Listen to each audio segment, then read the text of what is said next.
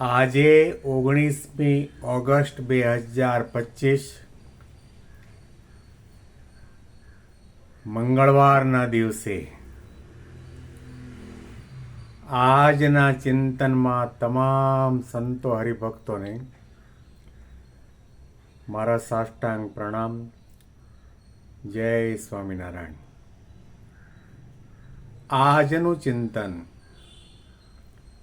નંદ સંતોના કીર્તનો, મર્મ અને રહસ્ય.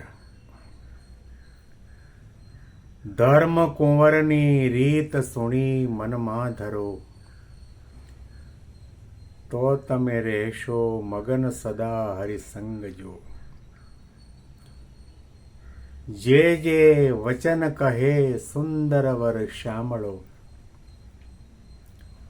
સુખ ઉપજે તેમ કરવો શુદ્ધ વિચારજો.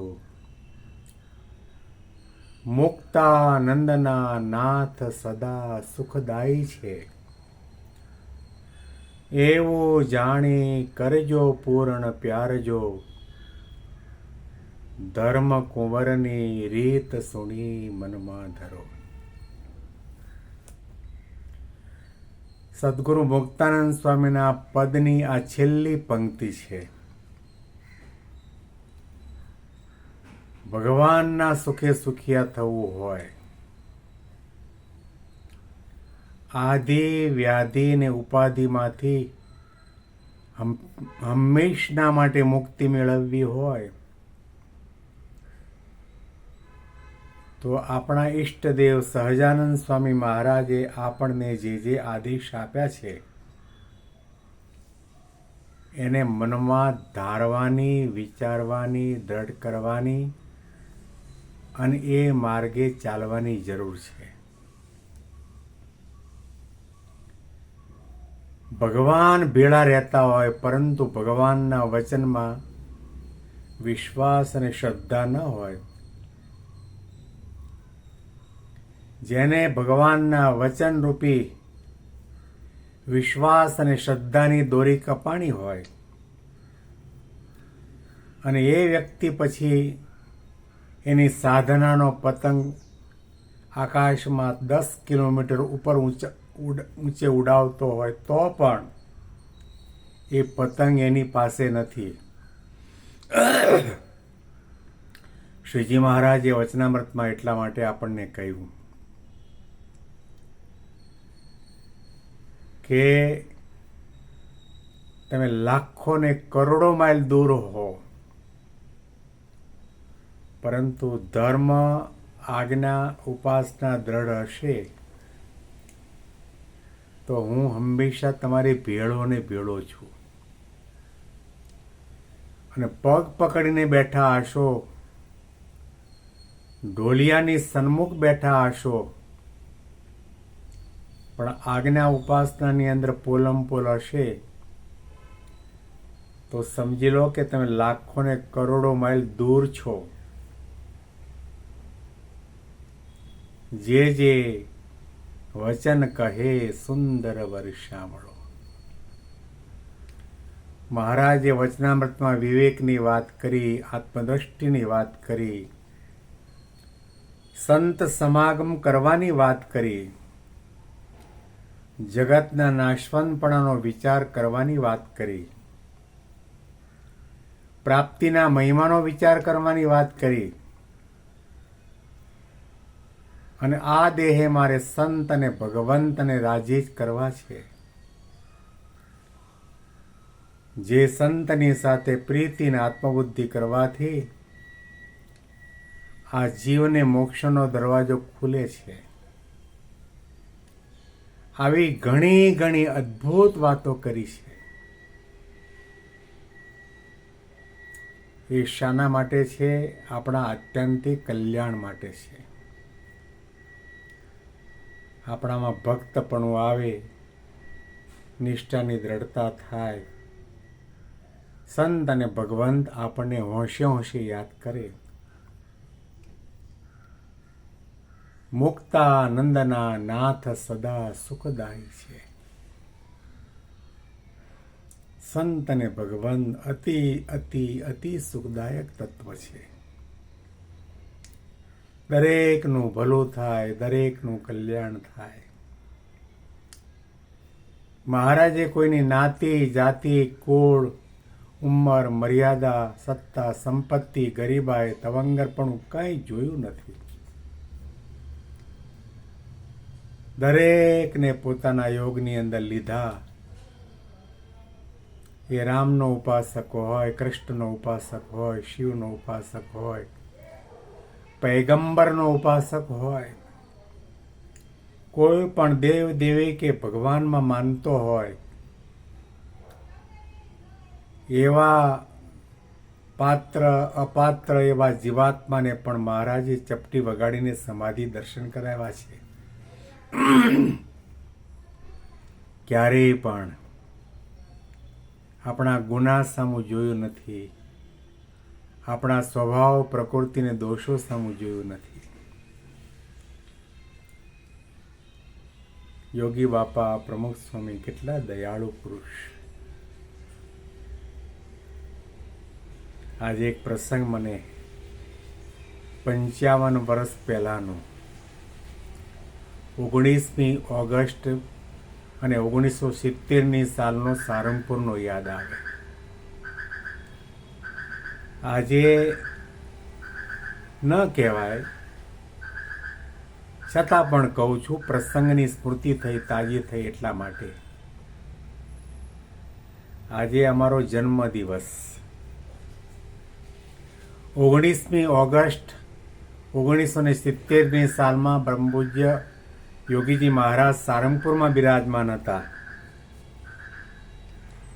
અને તે વખતે આપણા વડીલ સંત પૂજ્ય શ્રી હરિ સ્વામીને એવો ઉમળકો આવ્યો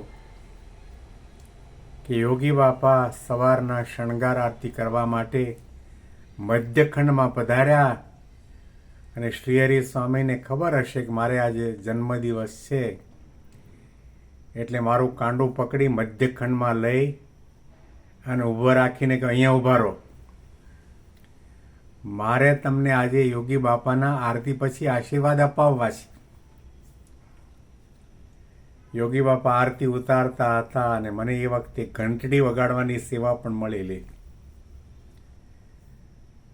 ધામ ધામીને મુક્તની મૂર્તિમાં તન્મય બનીને યોગી બાપાએ આરતી ઉતારી. આરતીની સમાપ્તિ થયા પછી શ્રી હરિ સ્વામીએ યોગી બાપાને કહ્યું કે આજે આ પ્રેમ સ્વરૂપનો જન્મ દિવસ છે.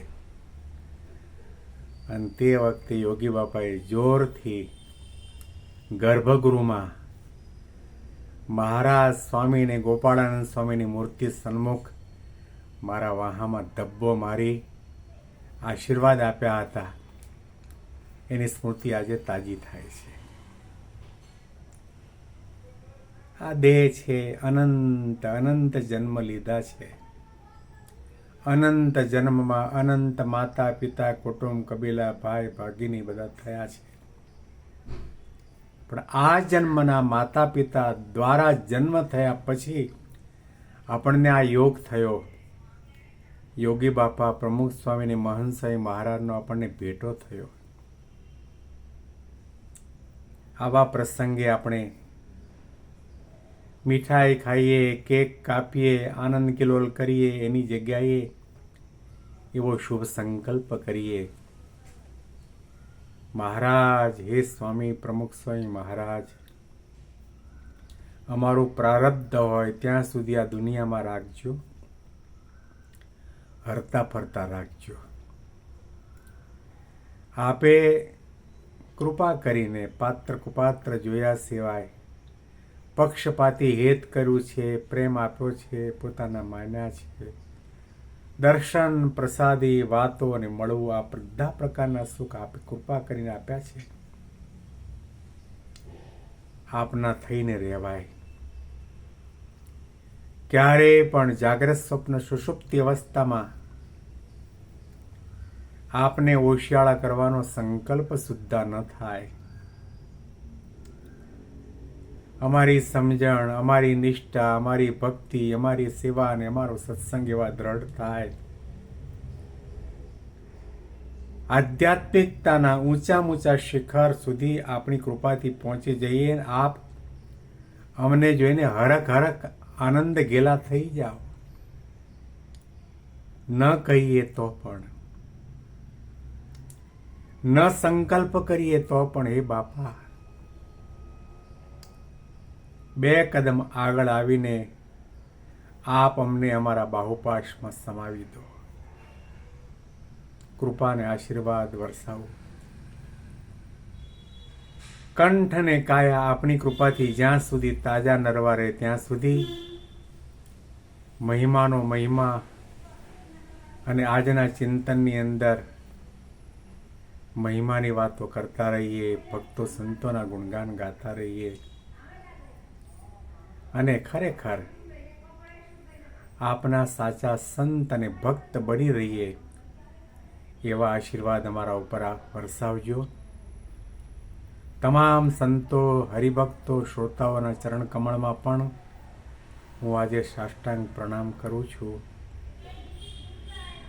ભૂતકાળની અંદર બાપાની, મહારાજની સેવાની, સત્સંગની જે કંઈ સેવા થઈ